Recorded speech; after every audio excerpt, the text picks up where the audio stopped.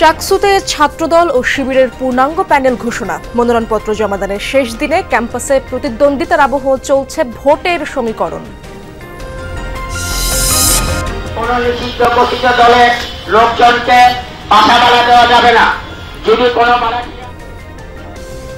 চট্টগ্রামে নিষিদ্ধ ঘোষিত দলের কাউকে বাড়ি ভাড়া না দিতে পুলিশের মাইকিং। নির্দেশনা না বোঝায় ভুল হয়েছে দাবি সিএনপি কর্মকর্তার। মেসেজটা দিতে একটু ভুল করেছে, পরে আমি ওটা কারেকশন করে দিয়েছি যে যারা ভাড়াটে থাকে তাদের বিষয় একটু জেনে শুনে ভাড়া দেওয়া। নাফ নদীর চরের কারণে মিয়ানমারের জলসীমা দিয়ে চলাচলে বাধ্য হচ্ছে টেকনাফবাসী। আরাকান আর্মির হানায় হুমকির মুখে স্থানীয়দের জীবন জীবিকা।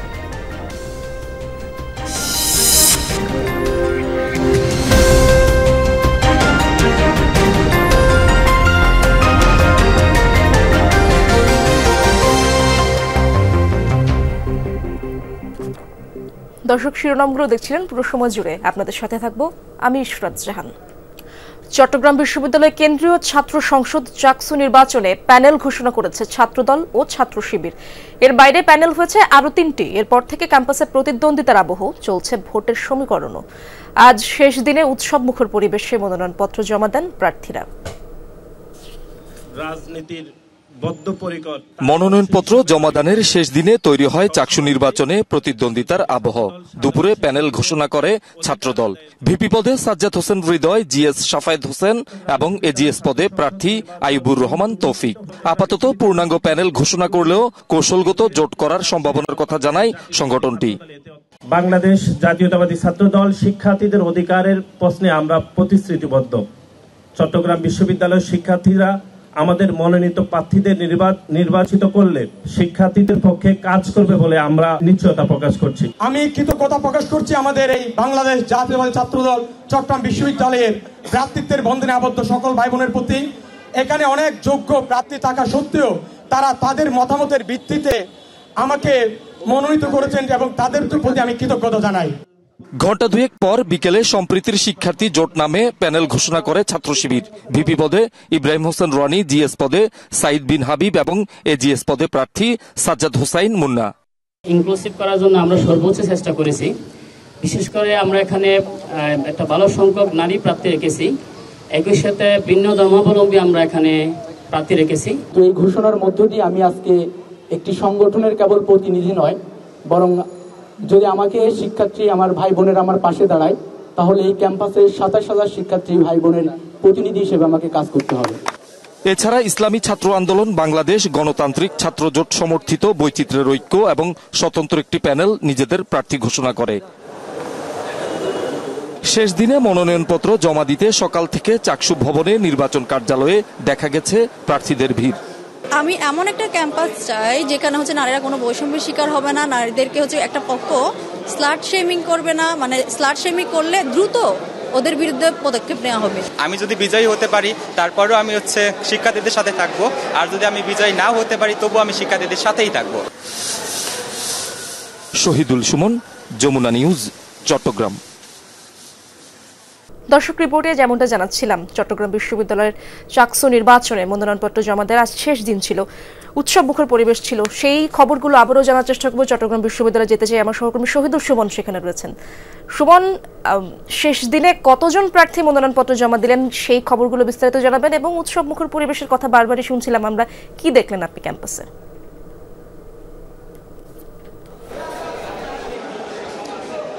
আসলে কতজন জমা দিয়েছে সেই বিষয়টি এখনো পর্যন্ত অস্পষ্ট, কারণ যেহেতু 5টা পর্যন্ত নির্বাচন কমিশন বলেছিল তারা জমা নেবেন, তবে এখনো পর্যন্ত বহু শিক্ষার্থী কিন্তু যারা মনোনয়নপত্র নিয়েছিলেন তারা কিন্তু এখনো পর্যন্ত তাদের যে মনোনয়নপত্র সেটি জমা দিচ্ছেন। ফলে মনে হচ্ছে আরো ঘন্টা দুয়েক সময় কিন্তু আসলে লাগতে পারে এই মনোনয়নপত্র জমা দেওয়ার কার্যক্রম শেষ হতে। সেটি আরো সময় লাগতে পারে, এর চেয়ে বেশি সময়। আমরা দেখছি এখনো পর্যন্ত যে চাকসু ভবনের যে দ্বিতীয় তলায় নির্বাচন কমিশনের কার্যালয় রয়েছে সেখানে এখনো পর্যন্ত পর্যন্ত মনোনয়ন জমা দেওয়া প্রার্থীদের আসলে খুব উপচে পড়া ভিড় রয়েছে।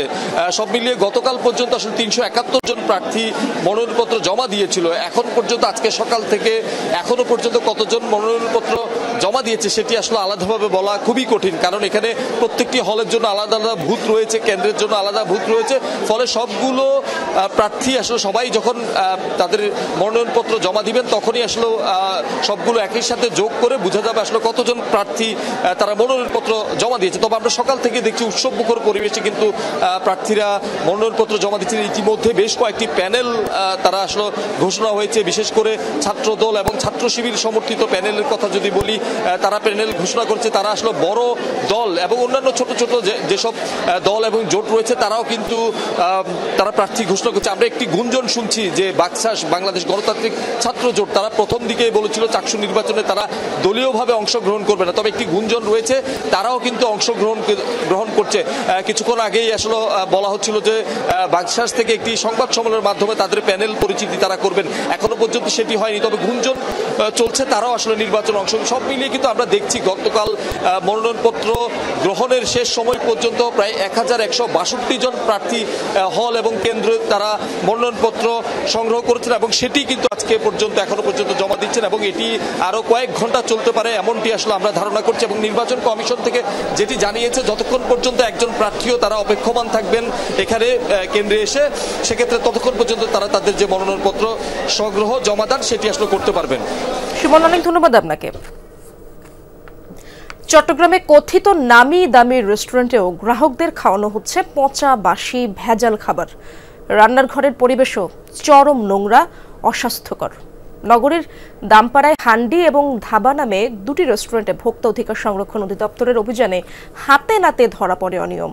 হান্ডি রেস্টুরেন্ট থেকে জব্দ করা হয় বিপুল পরিমাণ বাসি মাংস, খাওয়ানো হয় বেঁচে যাওয়া উচ্ছিষ্ট খাসির মাংস। 2-3 দিনের বাসি মাংস দিয়ে তৈরি হয় বিভিন্ন কাবাব। ফ্রিজে এবং রান্নাঘরে তেলাপোকার ছড়াছড়ি। হান্ডি এবং ধাবা নামে রেস্টুরেন্ট দুটিকে 2.5 লক্ষ টাকা জরিমানা করে অভিযান টিম। বিরিয়ানি থেকে খাবার উঠে মাংস উঠে আবার রেখে দিয়েছে, এটা আবার নতুন করে বিরিয়ানি তৈরি করে খাওয়াবে। তো এবং অপরিষ্কার অপরিচ্ছন্নতার তো এখানে প্রচুর পরিমাণ, এটার শেষ নাই। পুরাতন খাবার, বিশেষ করে প্রচুর পরিমাণ পুরাতন খাবার পাওয়া গেছে।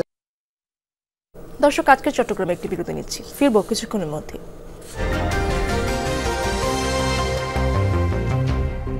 নিষিদ্ধ ঘোষিত দলের লোকজনকে বাড়ি ভাড়া না দিতে পুলিশের মাইকিং নিয়ে চাঞ্চল্য সৃষ্টি হয়েছে চট্টগ্রামে।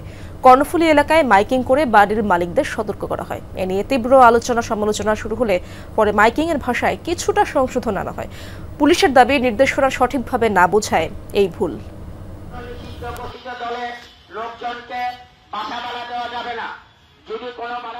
নিষিদ্ধ ঘোষিত দলের লোকজনকে বাসা ভাড়া না দিতে বুধবার বিকেলে চট্টগ্রামের কর্ণফুলী উপজেলার মৈজারটেক এলাকায় এভাবে মাইকিং করা হয় থানা পুলিশের পক্ষ থেকে।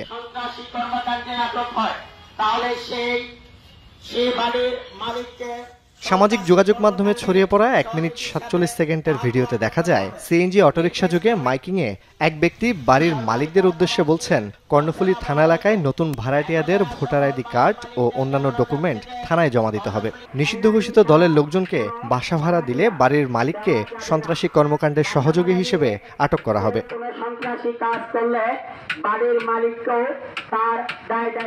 এমন মাইকিং এর পর কর্ণফুলী এলাকায় চাঞ্চল্য সৃষ্টি হয়। শুরু হয় পক্ষে বিপক্ষে আলোচনা সমালোচনা।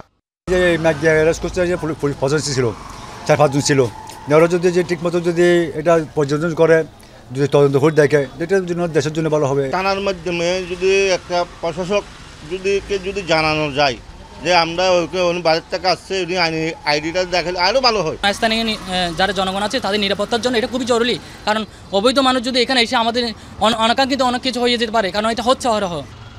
সিএমপির ঊর্ধ্বতন কর্মকর্তারা বলছেন, নির্দেশনা না বোঝায় মাইকিংয়ে কিছুটা ভুল হয়েছে। পরে ভাষা সংশোধন করে পুনরায় মাইকিং করা হয়। ওরা মেসেজটা দিতে একটু ভুল করেছে, হ্যাঁ, পরে আমি ওটা কারেকশন করে দিয়েছি। মেজবাড়িতে থাকে তারা ভাড়াটা নিয়ে, পরে ওখান থেকে যে হুট করে মিছিল টিছিল করে, যে যারা ভাড়াটে থাকে তাদের বিষয় একটু জেনে শুনে ভাড়া দেওয়ার মানে জনসচেতনতা তৈরি করা হচ্ছে। এইটা এ ধরনের ঘোষণার নেতিবাচক দিকও আছে বলছেন বিশ্লেষকরা। এরকম একটা উস্কানিমূলক মাইকিং করাটা আসলে কার স্বার্থে কেন করা হচ্ছে এটা খুবই রহস্যজনক। এই জাতীয় মাইকিং সমাজকে আইনশৃঙ্খলা পরিস্থিতির উন্নতি এবং সমাজে একটা স্থিতি অবস্থা বজায়ের পরিবর্তে অস্থির করে তুলবে বলে আমাদের বিশ্বাস। সুতরাং এগুলো অচিরে বন্ধ হওয়া উচিত। জুবাইদ ইবনে শাহাদাত, যমুনা নিউজ, চট্টগ্রাম। নাফ নদীতে জেগে ওঠা বিশাল চরের কারণে বহুমুখী সংকটে টেকনাফের জীবনযাত্রা। নৌযান চলতে হচ্ছে মিয়ানমারের জলসীমা দিয়ে, ফলে হানা দিচ্ছে আরাকান আর্মি। আমদানি রপ্তানি বাণিজ্য বন্ধ থাকায় স্থলবন্দরও প্রায় অচল। নৌ রুটে চলছে না পর্যটকবাহী জাহাজ, হুমকির মুখে স্থানীয়দের জীবন জীবিকা। তার উপর ভেস্তে গেছে নদী ড্রেজিংয়ের উদ্যোগ। নুরুল আজিয়াদের তোলা ছবিতে এহসান আল কুতুবের পাঠান রিপোর্টে বিস্তারিত। একসময় যেখানে ছিল উত্তাল স্রোত, জোয়ার ভাটার খেলা, টেকনাফের সেই নাফ নদীর মোহনায় এখন বিশাল চর। বাধ্য হয়ে যাত্রীবাহী ও মাছ ধরার ট্রলার, স্পিডবোট চলাচল করে মিয়ানমারের জলসীমা দিয়ে। আর তখনই অস্ত্রের মুখে জেলেদের ধরে নিয়ে যাচ্ছে আরাকান আর্মি। স্থানীয়দের মতে এই চর প্রায় 50 বছর আগের। তখন পরিষদ ছোট থাকায় পাশ দিয়ে ট্রলার চলত, কিন্তু গত কয়েক দশকে ধীরে ধীরে নাফ নদীর 5 কিলোমিটার অংশ পুরোপুরি চরে পরিণত হয়। 40 বছর আগে তুলতে ভাঙে দে আর বছর মাঝে দূর আসি দিক কিনে অনেক জমি আসি আর 30 বছর পর্যন্ত চলে। তো হিয়ালাতে দেখা মা ফারা আসলে দূর আগে মায়ানমারের পাশে এটা গভীরে আছে। আমাদের এখন ব্যবহার করতে হয় ওদের মোহনা দিয়ে। জোয়ার ফুর হলে বুল্লামি পারিব, বাড়া হইলে যাতে না পারিব। সরব বাদে গেলে মতো বুট না দিয়া দেবে লাগবে। টিকা তো হারিতো আইতে গেলে বর্মার হাসাতে আর সীমা আর ভিতরে যা গেলে এখন নিজার মিয়ানমারের জলসীমা দিয়ে চলাচল করা বাংলাদেশি পণ্যবাহী জাহাজ আটকে আরাকান আর্মি কমিশন দাবি করায় টেকনাফ স্থলবন্দর দিয়ে আমদানি রফতানিও বন্ধ। 2024-25 অর্থ বছরে এটা 110 কোটি টাকা রাজস্ব আদায় হয়েছে। আর 24-25 অর্থ বছরে এখন রেভিনিউ জিরো। আমাদেরকে এরকম আশ্বস্ত করে সেন্ট মার্টিন থেকে, সেন্ট মার্টিন যেহেতু আমাদের ভৌগোলিক সীমানা, বাংলাদেশ সীমানা, তাহলে এখান থেকে ট্রলারগুলো আসতে যদি ওনারা এরকম সহযোগিতা করে তাহলে আমাদের মালগুলা আসতে পারে। শুধু স্থলবন্দর নয়, টেকনাফ সেন্ট মার্টিন নৌ রোডে পর্যটকবাহী জাহাজ চলাচলও 3 বছর ধরে বন্ধ। দমদমিয়া জেটির কয়েকশো শ্রমিক কর্মহীন। নাফ নদীর নাব্যতা ফেরাতে দ্রুত ড্রেজিংয়ের তাগিদ ব্যবসায়ীদের। মানুষের জীবন জীবিকা এখানে নির্ভরশীল ব্যবসা, এটা কিন্তু কেউ আমলে নিচ্ছে না। ফলশ্রুতিতে সরকার যেমন রাজস্ব হারাচ্ছে, ব্যবসায়ীরা কিন্তু ক্ষতিগ্রস্ত হচ্ছে, অনেক মানুষ বেকার হয়ে যাচ্ছে। দমদমিয়া থেকে যে সেন্ট মার্টিন চলাচলের জাহাজগুলো অনায়াসে খুব অল্প সময়ের মধ্যে সেন্ট মার্টিনে যেতে পারতো। সেক্ষেত্রে পর্যটকরাও খুব বেশি স্বাচ্ছন্দ্য বোধ করতো। আলাপ আলোচনার মাধ্যমে যে চলাচলের রাস্তাটা যদি সংস্কার করা হয়, ড্রেজিং করা হয়, তাহলে মায়ানমারের সাইড দিয়ে আমাদেরকে আর যেতে হবে না। সম্প্রতি পরিদর্শনে গিয়ে নৌ উপদেষ্টা বলেছেন, ড্রেজার নামালেই গুলি করছে আরাকান আর্মি। ওখানে গেলে ওরা ওই পার থেকে ফায়ার করে। এই অবস্থাতে তো আমি আমার ড্রেজারের যে লোকজনকে তো ঝুঁকিতে ফেলতে পারি না। নাফ নদীতে যেটা আছে সেটা আলটিমেটলি চিন্তাভাবনা করছি গুমদুমে একটা স্থলবন্দর করার জন্য। জুবাইদ ইবনে শাহাদাত, যমুনা নিউজ। দর্শক, আজকে চট্টগ্রামে একটি বিরতি নিচ্ছি, ফিরবো কিছু আপডেট নিয়ে।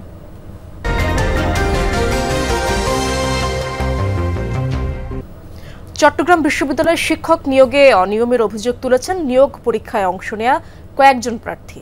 সকালে বিশ্ববিদ্যালয়ের চাকসু ভবনে এক সংবাদ সম্মেলনে এই অভিযোগ তোলেন তারা। বলেন, গত মঙ্গলবার ফার্সি ভাষা ও সাহিত্য বিভাগের নিয়োগ বোর্ড সম্পন্ন হয়, যেখানে বিভাগের কোনো শিক্ষককে বিশেষজ্ঞ হিসেবে না রেখে অন্য আরেকজনকে রাখা হয়েছে। এছাড়া এই নিয়োগের ক্ষেত্রে বিভাগের একাডেমিক কমিটি কোনো সুপারিশ করেনি।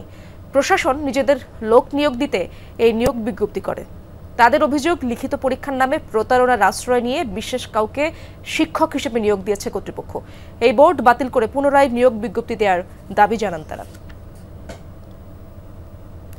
খাগড়াছড়ির গুইমারায় স্কুল ছাত্রীকে হয়রানির অভিযোগে এক যুবককে আটক করেছে পুলিশ। দুপুরে সিন্দুকছড়ি বাজার থেকে জসিম নামে অভিযুক্তকে আটক করা হয়। স্থানীয়রা জানান, জসিম স্থানীয় বাজারের একজন ক্ষুদ্র ব্যবসায়ী। হাটবার হওয়ায় সিন্দুকছড়ি বাজারে আজ ক্রেতা বিক্রেতার ভিড় ছিল। লোকজনের ভিড় আর চলাচলের মাঝেই এক স্কুল ছাত্রীর গায়ে হাত দেওয়ার অভিযোগ ওঠে জসিমের বিরুদ্ধে। এরই জেরে দেখা দেয় উত্তেজনা। পরে আইনশৃঙ্খলা বাহিনী ও প্রশাসন ঘটনাস্থলে গিয়ে জসিমকে আটক করে। ব্যবসায়ীকে হত্যার প্রতিবাদে মানববন্ধন ও বিক্ষোভ হয়েছে চট্টগ্রামের লোহাগাড়ায়। দুপুরে আধুনগর স্টেশন থেকে বের করা মিছিল চট্টগ্রাম কক্সবাজার মহাসড়ক প্রদক্ষিণ করে, পরে আধুনগর ইসলামিয়া কামিল মাদ্রাসার সামনে অনুষ্ঠিত মানববন্ধনে বক্তারা ঘাটিয়ারপাড়া গ্রামের ব্যবসায়ী শাহ আলমকে নৃশংসভাবে কুপিয়ে হত্যার প্রতিবাদ জানান এবং অবিলম্বে আসামিদের গ্রেফতার ও দৃষ্টান্তমূলক শাস্তির দাবি জানান। ইউপি চেয়ারম্যান, বিভিন্ন দলের নেতাকর্মী ও স্থানীয়রা এতে অংশ নেন।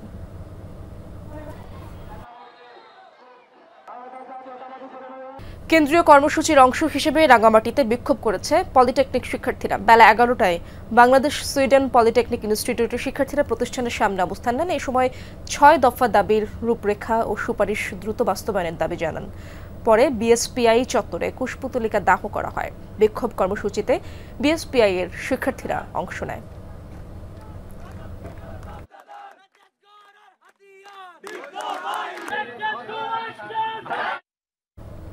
সুবিধা বঞ্চিতদের চিকিৎসা সেবা দিতে চট্টগ্রামে অনুষ্ঠিত হয়েছে দিনব্যাপী ফ্রি মেডিকেল ক্যাম্প। নগরীর বালুছড়ায় হাজী ইউসুফ ফাউন্ডেশন আয়োজিত এই ক্যাম্পে মেডিসিন, চক্ষু, হৃদরোগ সহ বিভিন্ন বিষয়ে কয়েকশো মানুষকে চিকিৎসা সেবা দেন বিশেষজ্ঞরা। পাশাপাশি দেওয়া হয় বিনামূল্যে ওষুধ। জনকল্যাণে এই ধরনের মানবিক সহায়তা কার্যক্রম আগামীতেও অব্যাহত রাখার কথা জানান আয়োজকরা। এই সময় ফাউন্ডেশনের চেয়ারপারসন হাসিনা বেগম সহ আরও অনেকেই উপস্থিত ছিলেন।